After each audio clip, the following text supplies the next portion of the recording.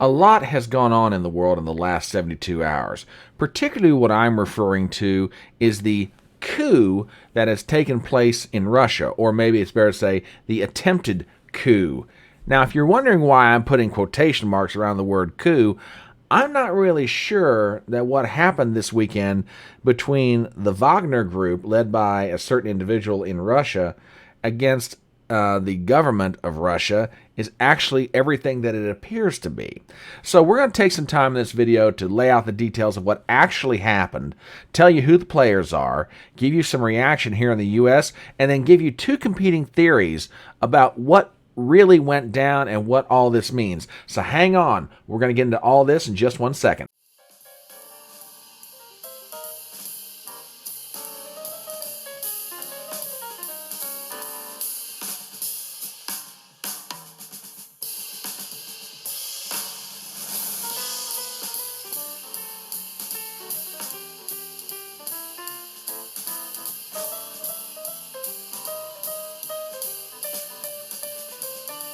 My name is Brian Trippett. I am your front porch conservative. Step on up to my electronic front porch and let's talk.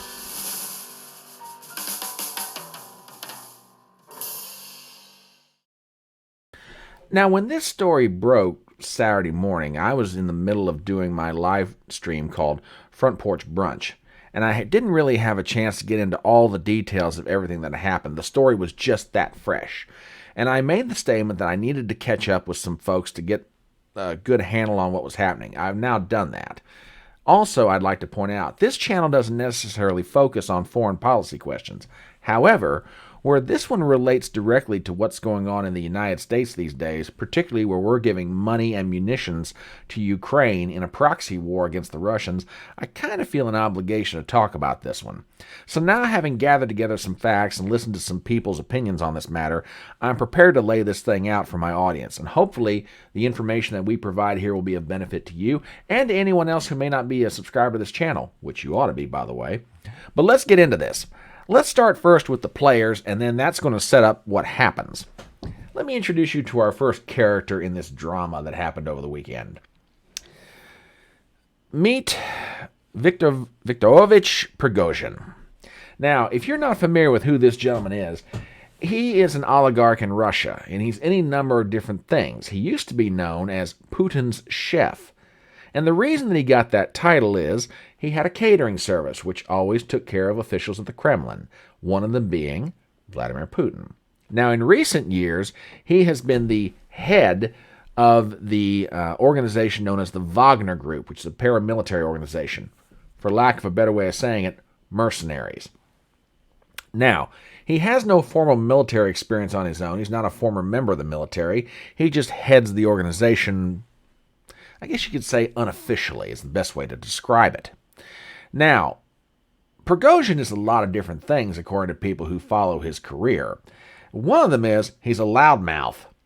Now, for better or worse, he tends to be brash, has a lot of bravado, and is never afraid to tell you exactly what he thinks. God help you if you're not ready to hear it. Sometimes this is good. Sometimes it's an embarrassment for the Russian government. But Prigozhin has had a bone to pick with another character in this drama. Let me introduce you now to the Minister of Defense for Russia, Sergei Shoigu. Shoigu and Prigozhin have had a bone to pick with each other for a while. Shoigu doesn't like Prigozhin's style. Prigozhin thinks that Shoigu isn't doing enough to help Russia win the war. Now, they've had a feud going for a while, and it finally started really escalating in the last 2 months.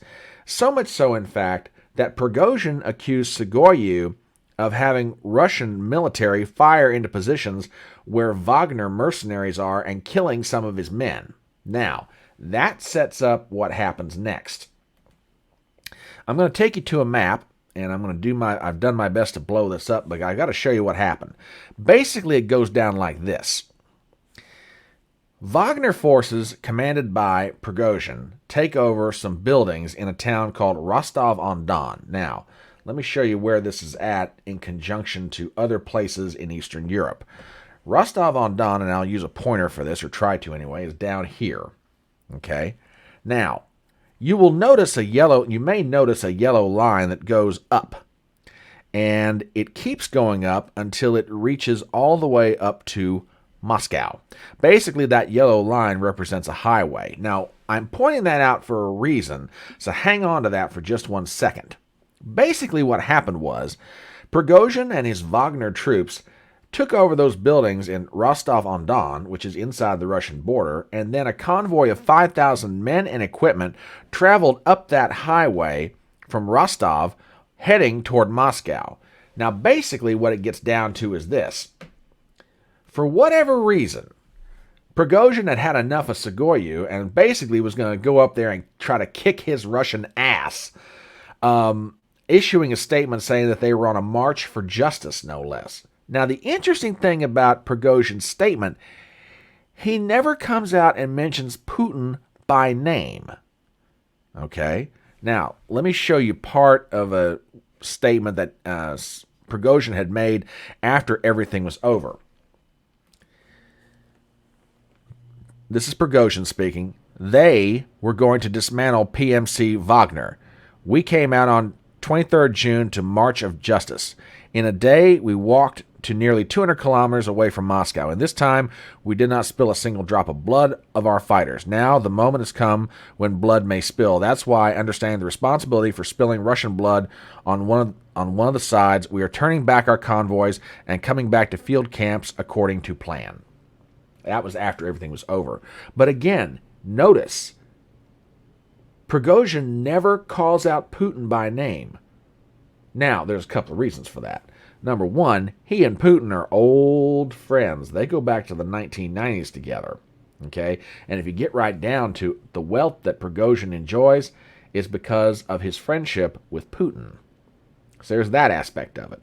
The other aspect of it is just like I said. Prigozhin has no bone to pick with Putin. He's got a problem with Sigoyu, the Russian defense minister. But anyway, the convoy's going up the highway. Now, that sets up our third player in this game. Allow me to introduce you to the president of Belarus. One, Alexander Lukashenko. Lukashenko in Eastern European politics has been around for a really long time. He's been the president of Belarus for a good 20 years, maybe more. He's been there forever. Survived a lot of different things. Basically what happened was this. That convoy was going from Rostov-on-Don up to Moscow. Now, keep in mind, this is a 5,000-man convoy of men, equipment, tanks, troop carriers, etc. They're not moving real fast. One estimate that I heard of the distance between Rostov and Moscow, given the men and the equipment involved, it would have taken them about 20 hours to get up there. Keep that in mind because we're going to bring up a point here in just a few minutes. Apparently, in the interim, Lukashenko contacts Putin and says, look, I'm willing to try to intervene with Prigozhin to see if we can end this thing without bloodshed, which is what everybody has stated on both sides. Putin and the Russians, Prigozhin and the Wagner group. Nobody wanted to see blood spilled over this because in the end, these fighters for Wagner are Russian. They're not foreign mercenaries. These are men who want to fight for Russia. They just don't want to be part of the military for various reasons. But Lukashenko basically intervenes, and basically at the end of it, they basically work out a peace. Now, I'm going to show you a tweet by Mario Nafal, basically breaks down what that peace looked like. The president of Belarus, Lukashenko, has been in talks with Prigozhin all day and has taken credit for the peace agreement. Prigozhin accepted the terms of Lukashenko's agreement and has agreed to halt the movement of his forces and return back to his bases. The agreement also guarantees security for fighters of PMC Wagner. It seems that the attempted coup has come to an end and Prigozhin, along with his men, will return to their bases. Reports of Wagner forces not only leaving Moscow Oblast, but also leaving Rostov. Russian media reports that criminal cases have already been dropped from Prigozhin and that Prigozhin and his forces will receive full immunity. Restriction on the movement of vehicles has been lifted from Voroveza region, which saw clashes earlier during the coup. I will give Lukashenko, the president of Belarus, a lot of credit. He negotiated this masterfully.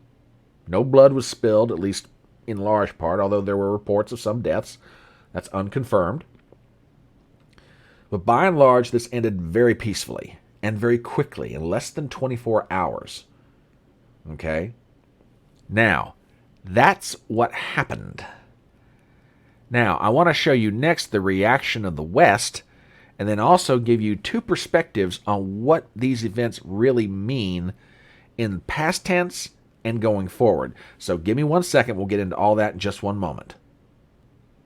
Now, before I show you the reaction of the press and leadership in the West, I also need to point out some additional details about things that were arranged as part of the ending of this supposed coup.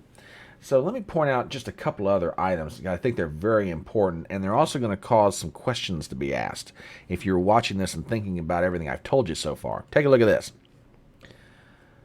All criminal charges against Prigozhin, the Wagner chief, have been dropped. I mentioned that earlier.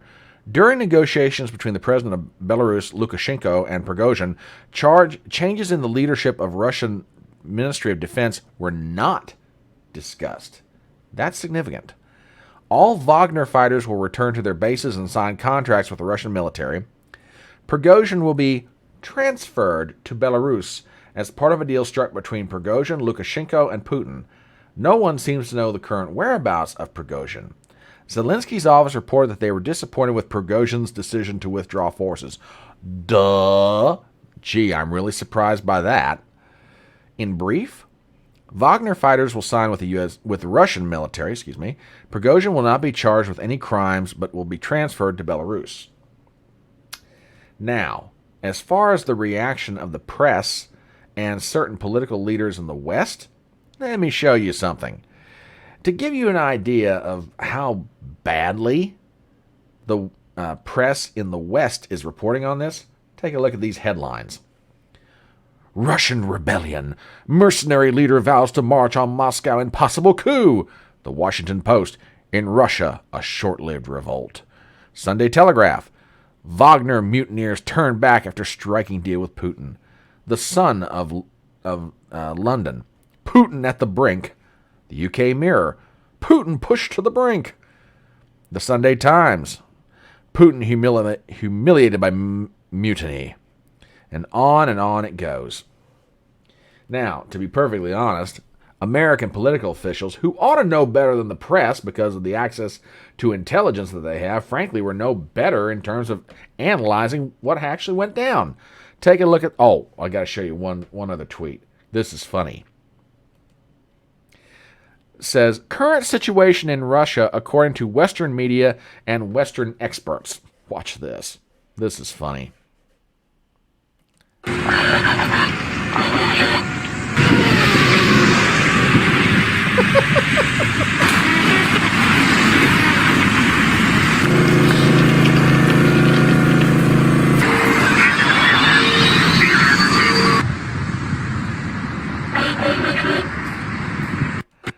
Now, I'm being somewhat facetious, but if you listen to the Western press, you'd swear that, this was as big as something out of a Star Wars movie.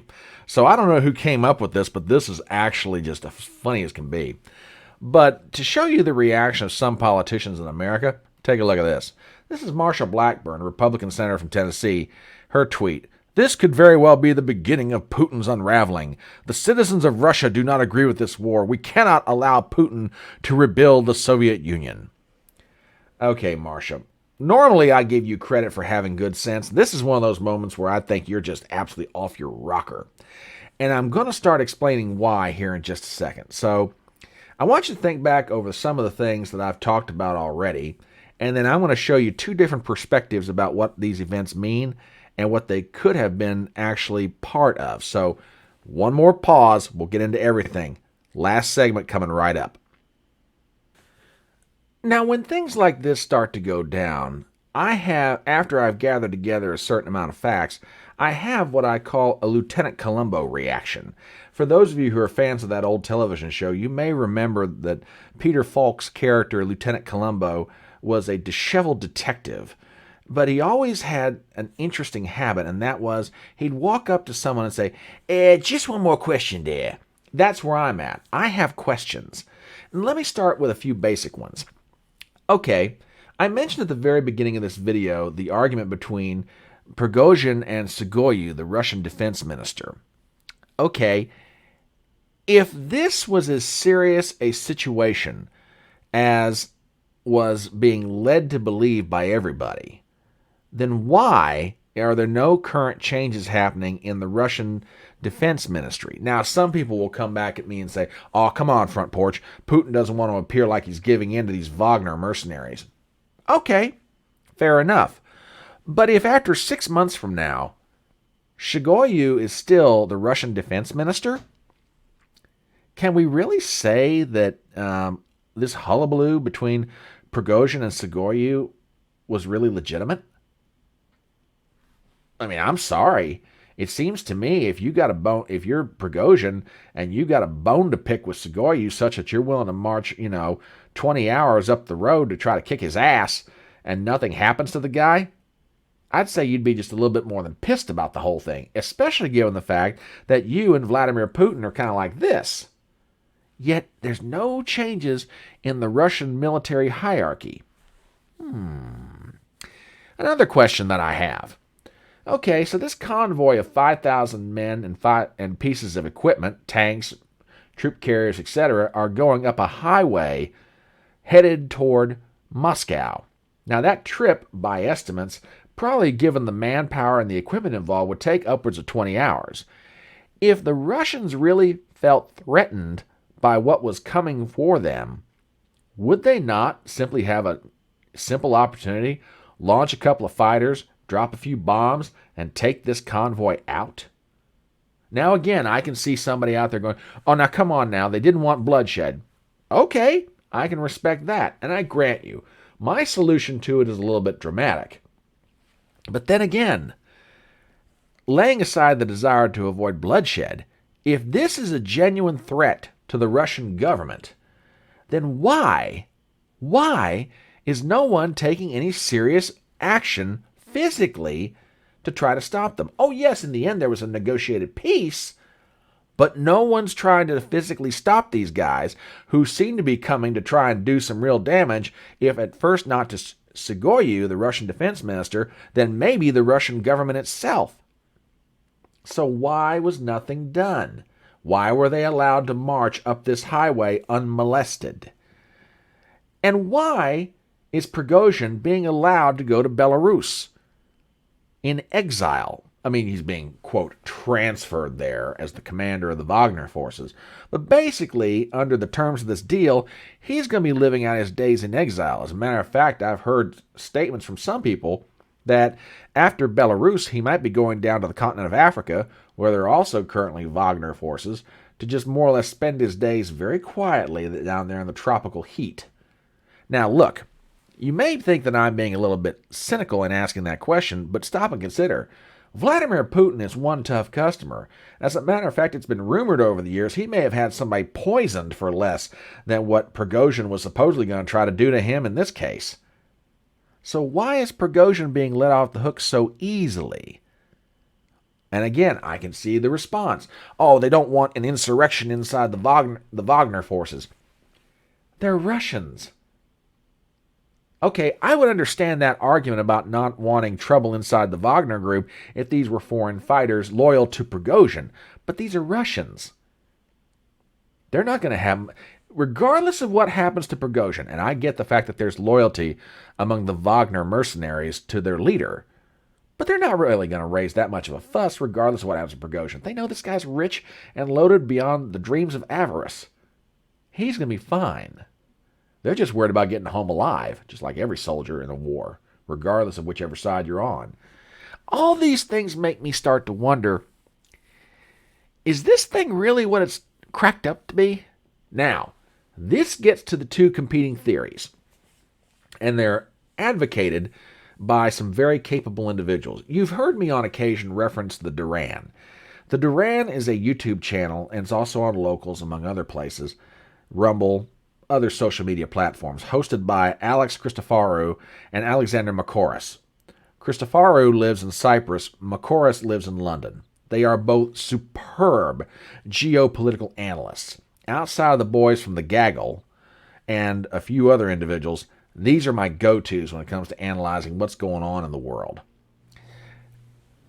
Christoforou and Macoras from the Duran are of the opinion that Prigozhin had, for lack of a better way of saying it, a Colonel Kurtz moment. Now, if you don't know what that reference is, in the film Apocalypse Now, Marlon Brando plays a decorated colonel named Kurtz.